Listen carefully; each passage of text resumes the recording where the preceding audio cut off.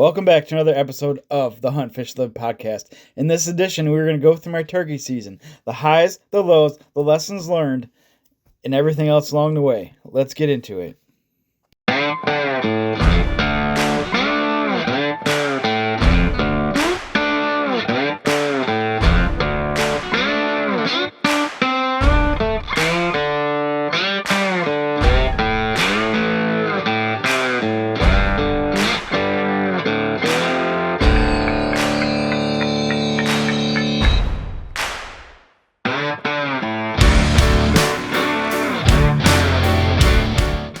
So the past few weeks in the turkey woods have been quite the adventure. I have found out that hunting public land in a decently populated area, but not super busy, is very challenging.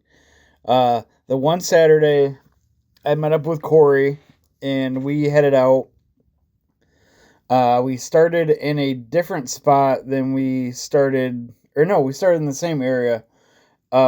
As we did the outing before on opening weekend, and kind of went back to where we have heard birds before, set up, hung out for a little bit, did some calling, and heard zero gobbles. That did not give us the confidence that we needed, so we packed it up and headed to some new spots.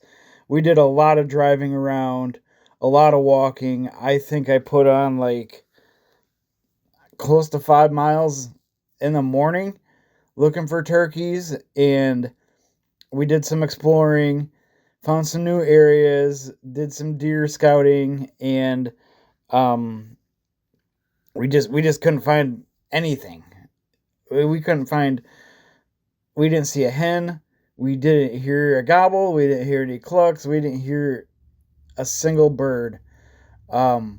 We saw some people, but not as many as the weekend before, which was good. But the late season public land turkey hunting has proven difficult. We hunted from about 6 o'clock in the morning till a little after 10, maybe 11.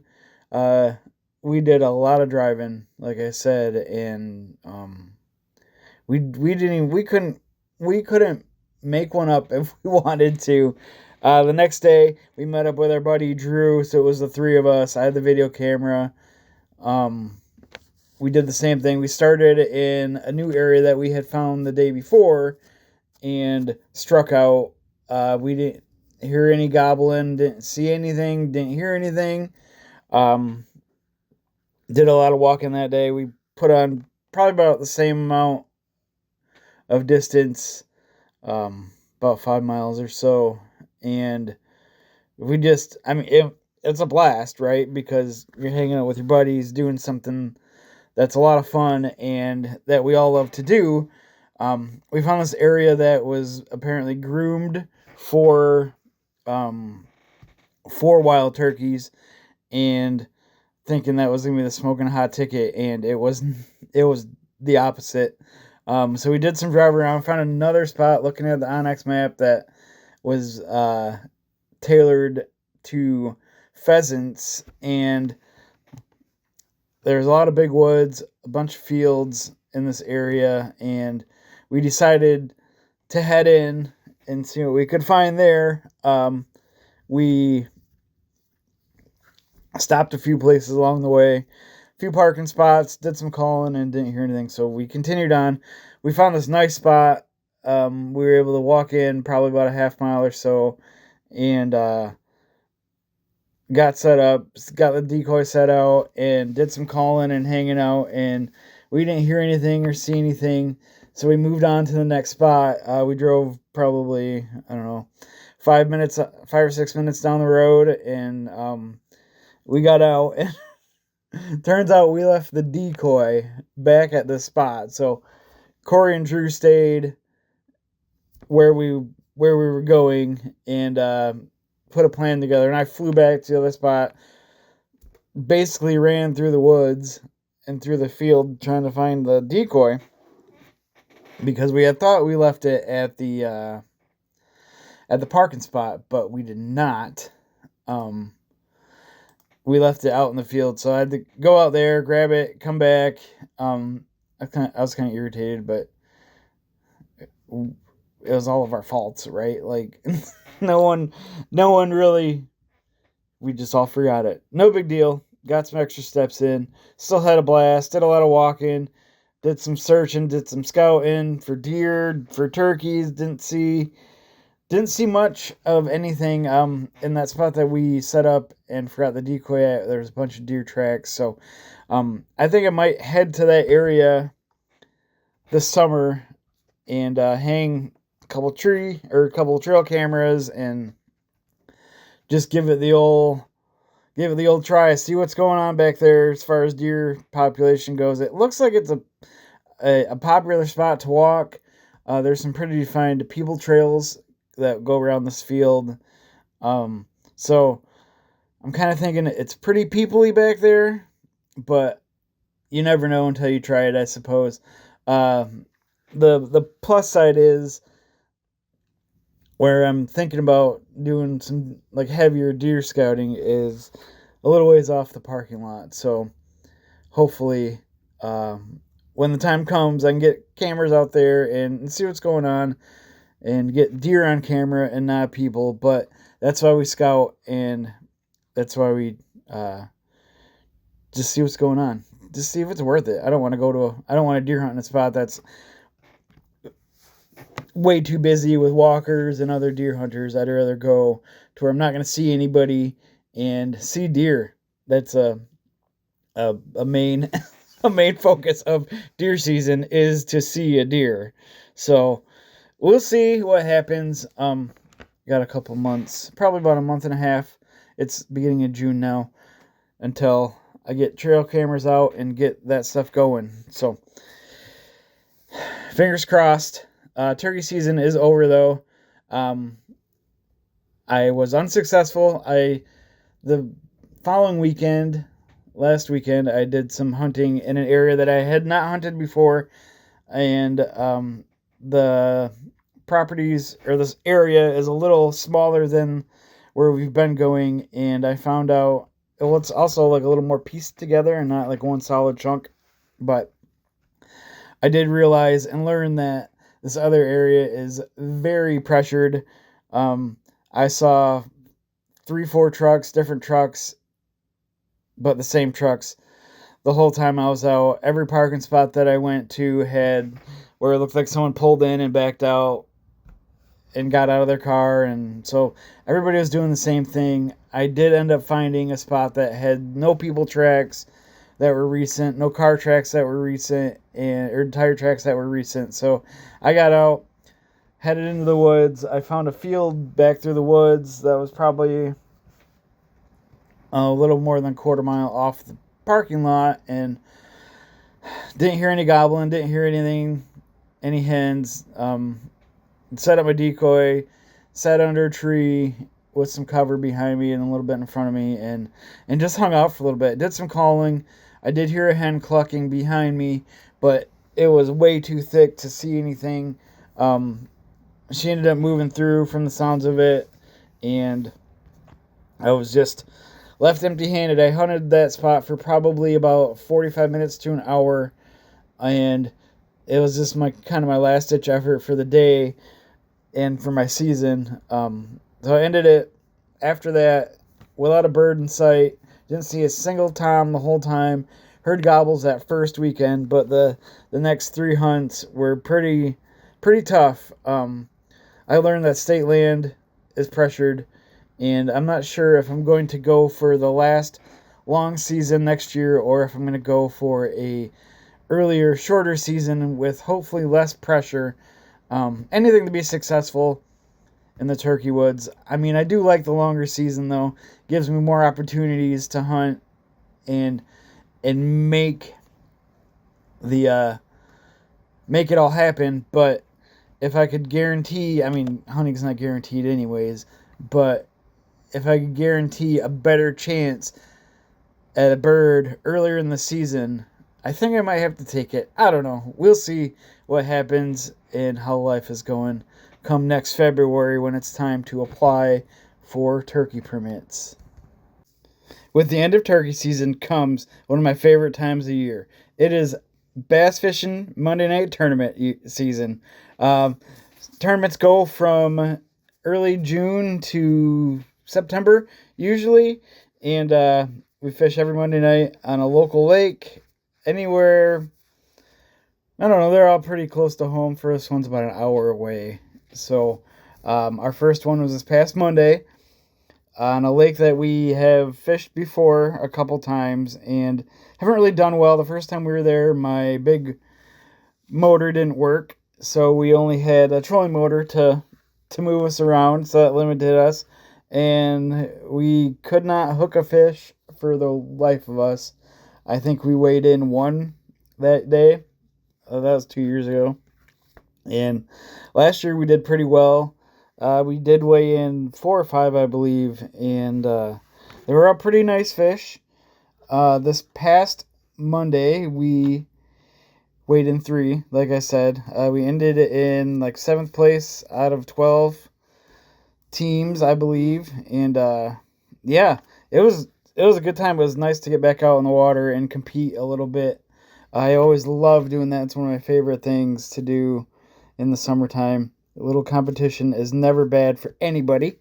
The winning boat had 15 pounds, I think, so he caught some nice ones. He was by himself. He was out in the middle of the lake pretty much, live scoping. So that's something that we'll have to talk about at a later time on this podcast. I think it's an important conversation to have. So, yeah, we started in a mucky, weedy cove, and I was throwing a small swim bait, and Corey was throwing a like a, not really a trick worm or ribbon tail worm, but he was throwing a grubby worm on a jig, and he was catching fish, doing pretty good. Everything was like 13 inches, 13 and a half. So they have to be 14 here in Michigan to keep. So we had to let those ones go. Let's see. I switched up to a weightless creature bait and did not do well. Nothing was seeming to hit it. I started throwing a weighted creature bait in the weeds, and I couldn't get anything to bite either. The weediness changed as we moved closer to shore and disappeared, so it was clear, mucky bottom with no features, no structure, nothing. So we went to the boat docks. I hooked a couple fish, a small purple worm. They were, I caught a few small bass and 4 or 5 pretty nice sized perch, but we weren't keeping perch. We were fishing for bass. So I switched baits and went back to the weightless creature bait once we got to the lily pads. We ended up starting in an area that we'd never fished and ended in the area that we fished last year, around lily pads and around some better docks. So we're in the lily pads, and I took my weightless creature bait, threw it up into a pocket on the edge of the lily pads, and the second the thing hit the water, fish blew up on it, and I got it in. It was a pretty nice 2-pounder, probably around 17 inches or so. That was our first keeper. That felt good, really good to do. That was more of a reaction strike and something that I wasn't really anticipating. I was anticipating the more fish to eat my creature bait, and nothing did. I fished with it for about another 45 minutes, and while I was doing that, Corey was throwing a frog up in the lily pads and having decent luck. He was hooking fish, getting blow-ups, but couldn't get anything to the boat.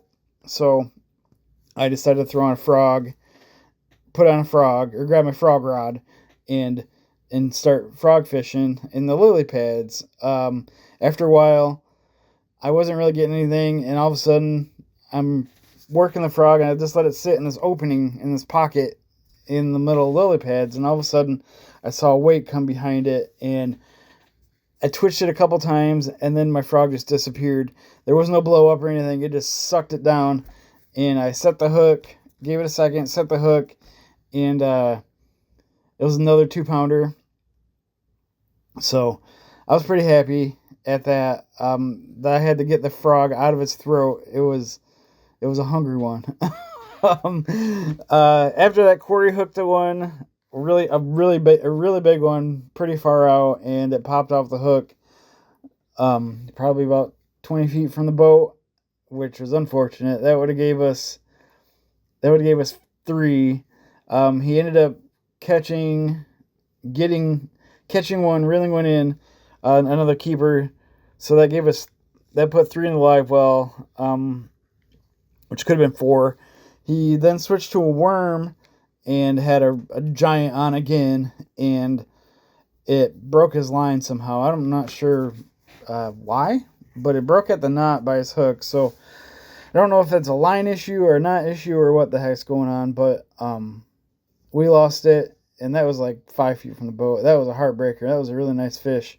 We didn't catch anything really the rest of the night. We saw beaver, which was cool, slapping the water and hanging out. So it was neat. We did encounter a little bit of pressure from other anglers, which is expected. I don't know why people just can't keep their own space and be courteous to others instead of jumping ahead and then running into us and just fishing what we fished, or not what we fished, but the direction we were heading. They cut us off, and it happens every week, it seems. So we learned to deal with it, but it just kind of stinks. It's a little unfortunate. So headed back to the boat ramp about 10 to 9, and for weighing at 9 o'clock. Like I said, weighed in 3 fish for just under 6 pounds. So it was a pretty good night. Out on the lake, especially for our first one of the year. We have 12 more to go, so hopefully we can make some money this year and get some ice cream afterwards.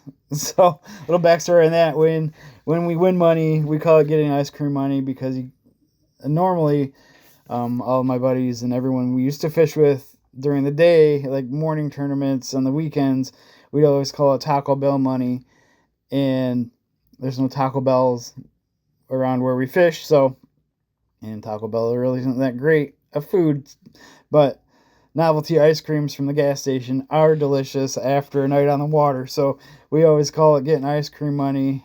We got ice cream money a couple times last year, and so hopefully we can get some ice cream at some point this year.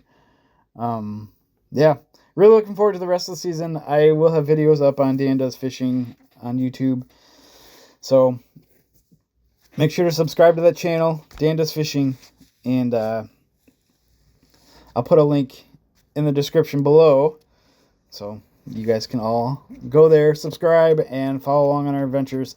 I do a weekly tournament video, and any other time I get out fishing, I usually, especially with Corey, I'll tape it and make a little video and put that up there too. So yeah, looking forward to doing those as well. They're a blast. I love filming, I love editing, and it's just a fun pastime. I do have another tournament coming up this weekend, so I'll have a video out for that as well. It's a charity tournament that I'm actually putting on, so I'm pretty excited.